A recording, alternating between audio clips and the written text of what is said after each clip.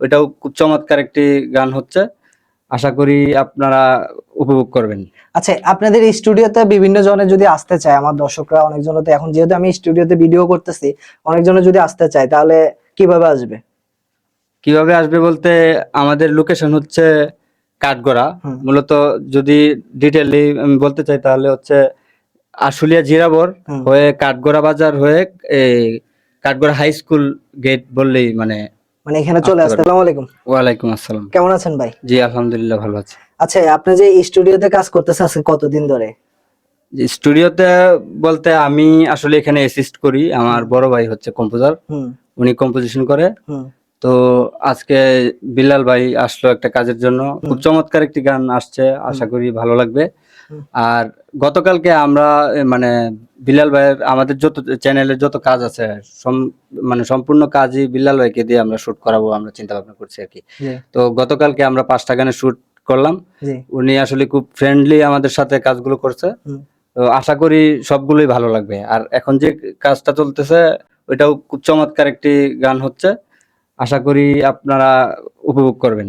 আচ্ছা, আপনাদের স্টুডিওতে বিভিন্ন জনে যদি আসতে চায়, আমার দর্শকরা অনেকজনে তো এখন যেহেতু আমি স্টুডিওতে ভিডিও করতেছি, অনেকজনে যদি আসতে চায় তাহলে কিভাবে আসবে? কিভাবে আসবে বলতে আমাদের লোকেশন হচ্ছে কাঠগড়া। মূলত যদি ডিটেইলি আমি বলতে চাই তাহলে হচ্ছে আশুলিয়া জিরাবর হয়ে কাঠগড়া বাজার হয়ে এই কাঠগড়া হাই স্কুল গেট বললেই মানে এখানে চলে আসতে পারবে। হবে। যে কোনো রিকশাওয়ালারা বললেই হবে। জিরাবর বাজার এসে যে কোনো রিকশাওয়ালারা বললেই হবে, তাই না? তা আচ্ছা, বিল্লাল ভাইয়ের সাথে আপনি কাজ করতেছেন এবং যে আজকে যে মিউজিকটা হচ্ছে, এই মিউজিকটা আপনার জি আশা করা যাচ্ছে যে ভালো রেসপন্স পাওয়া যাবে। সিঙ্গারটা গাইছে, সিঙ্গারের কণ্ঠটা আপনার কাছে কেমন লাগছে? যেহেতু হ্যাঁ ভালোই, সে তার জায়গা থেকে যথেষ্ট চেষ্টা করছে এবং অনেক সুন্দর ভোকাল আমরা পেয়েছি।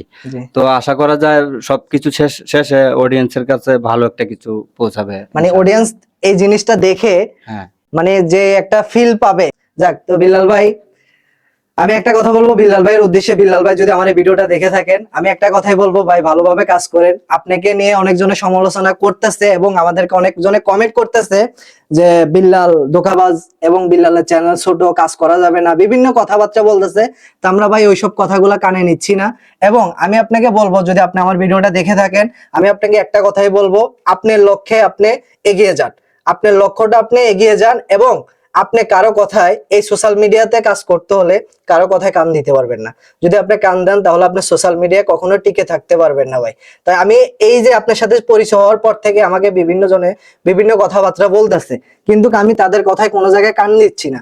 এবং আজকে এই কথাগুলো বলার কারণ হচ্ছে আমার কাছে খুবই কষ্ট লাগে, যার সাথে আমি কাজ করি, যার নুন খাই তার গুণ গাইতে হবে।